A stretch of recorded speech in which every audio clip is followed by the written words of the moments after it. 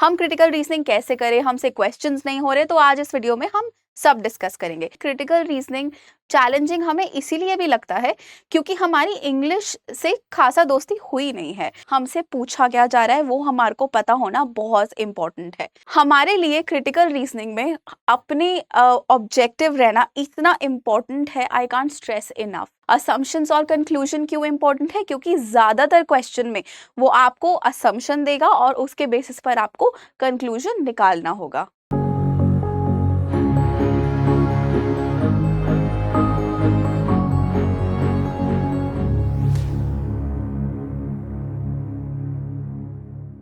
Hi everyone, welcome to study IQ। मेरा नाम है जैस्मिन और आज हम डिस्कस करने जा रहे हैं कि क्लैट स्टैंड पॉइंट से क्रिटिकल रीजनिंग के क्वेश्चन को कैसे सॉल्व करना है, कौन सी ऐसी टिप्स, ट्रिक्स, स्ट्रैटेजीज होनी चाहिए, स्टेप बाय स्टेप मेथोडोलॉजी क्या होनी चाहिए, कौन से ऐसे तरीका है जिसको आप यूज कर एक passage based question critical reasoning का आसानी से सॉल्व कर पाओगे। I want you to stick to the entire video because this is going to be one of the most important videos.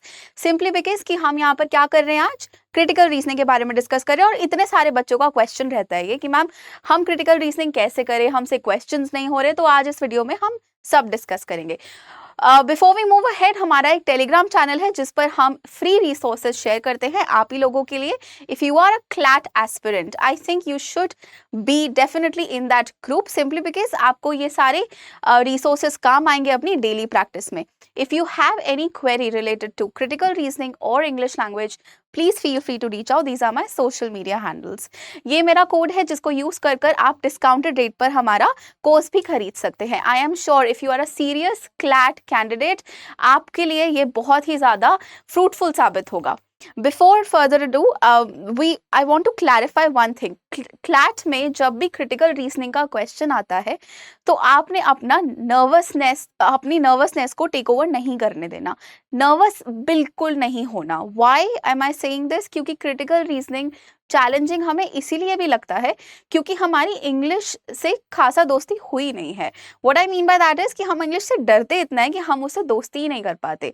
और क्रिटिकल रीजनिंग में वर्ड्स ऐसे होते हैं जो हमें डरा कर रखते हैं, इसीलिए काम रहना है, डरना बिल्कुल भी नहीं है, नर्वस बिल्कुल भी नहीं होना। Otherwise you will face challenge in the CLAT exam और आपका जो बेसिस है पूरे क्लैट एग्जाम का वो शैटर हो जाएगा। You will not be able to attempt the question, let alone read it and understand it. आप अटेम्प्ट भी नहीं कर पाओगे, आपका सारा टाइम वेस्ट हो जाएगा। तो नर्वस बिल्कुल नहीं होना।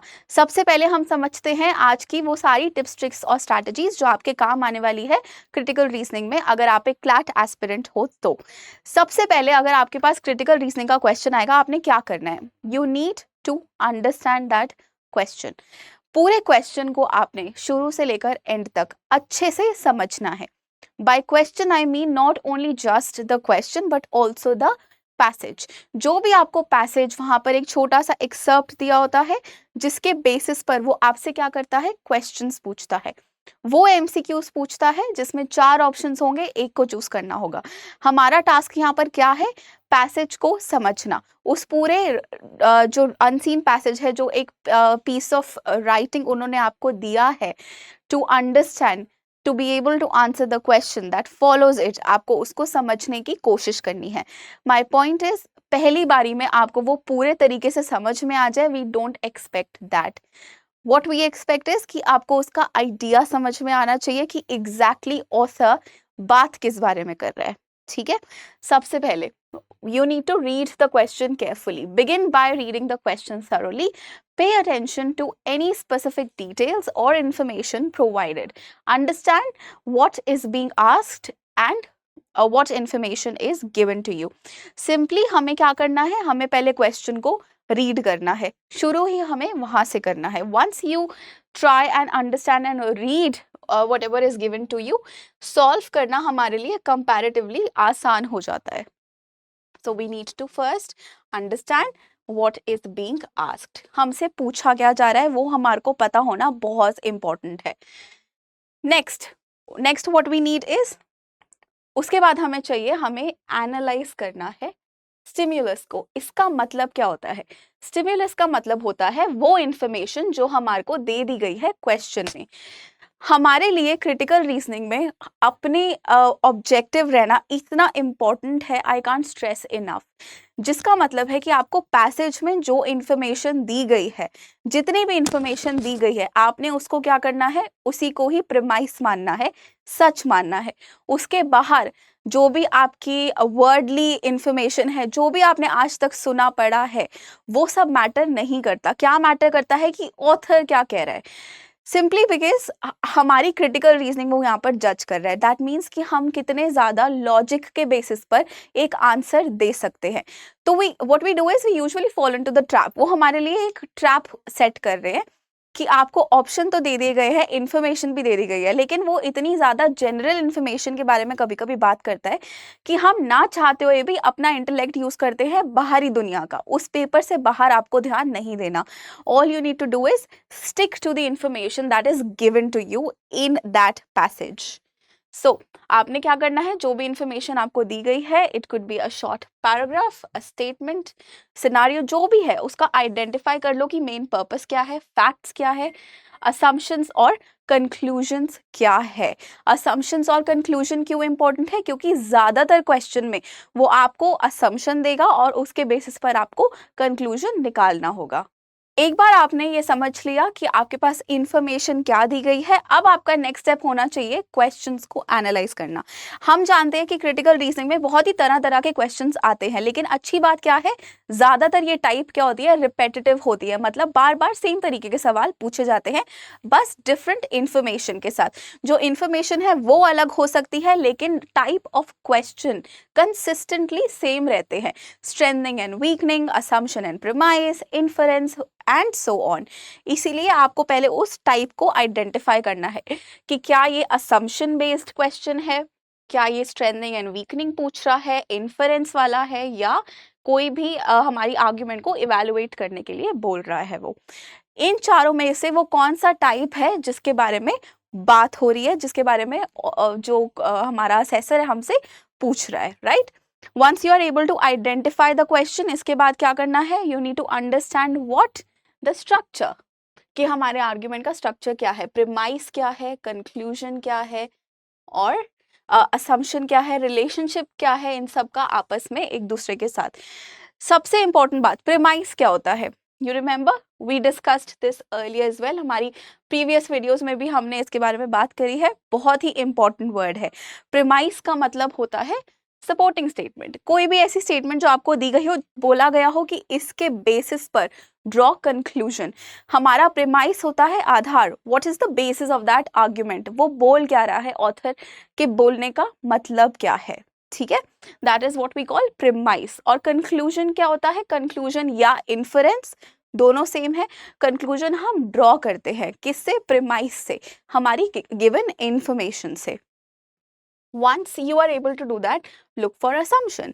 Assumptions का मतलब क्या होता है, unstated premise that are necessary for the argument to be valid. They often involve missing information that is provided would make the argument stronger.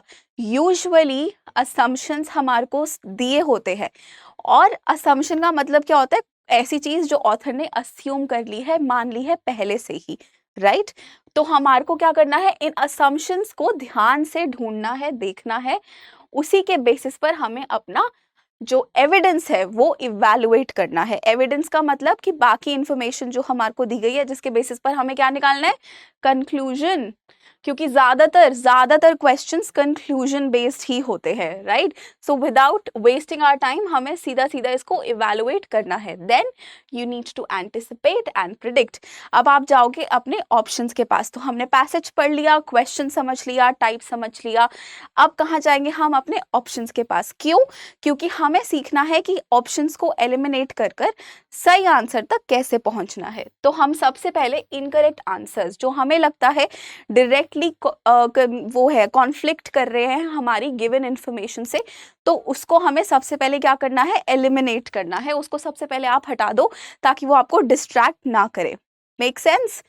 Next what you do is once you eliminate them, you will have limited options available. Then choose the right answer. ये करने के बाद होगा क्या, होगा ये that you will be able to attempt the question in a way जिसके बाद आपको समझ में आएगा कि राइट मेरे पास इंफॉर्मेशन ये दी हुई थी, टाइप ऑफ क्वेश्चन ये था, I try to understand the passage, जितने पॉइंटर्स मुझे समझ आए, असम्पशन, इन्फरेंस, प्रीमाइस के बेसिस पर मैंने अपना आंसर क्या किया, ड्रॉ किया। लेकिन क्रिटिकल रीजनिंग में ना सबसे इंपॉर्टेंट होती है प्रैक्टिस, राइट? प्रैक्टिस से ऊपर कुछ भी नहीं है, क्योंकि क्रिटिकल रीजनिंग क्या है, एक बहुत ही न्यू सब्जेक्ट है, हमें स्कूल्स में नहीं पढ़ाया गया है।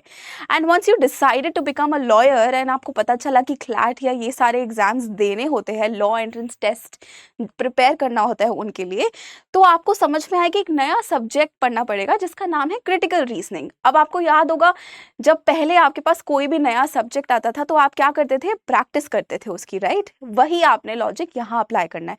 You need to practice regularly, that's the only way out. आपको रोज प्रैक्टिस करना पड़ेगा। As I said, critical reasoning is a matter of practice. अगर आपको प्रैक्टिस करनी है, if you are searching for these resources, join us on Telegram. We share free resources every day that you can include in your practice. इससे होगा क्या कि आप daily practice कर कर आसानी से क्रिटिकल रीजनिंग को एस कर पाएंगे, क्रैक कर पाएंगे। If you have any other question about critical reasoning और English language, these are my social media handles, you can contact. I'll try my level best to get back to you as soon as possible. Till then, take care, prepare well, all the very best, and I'll see you in the next video. Thank you so much.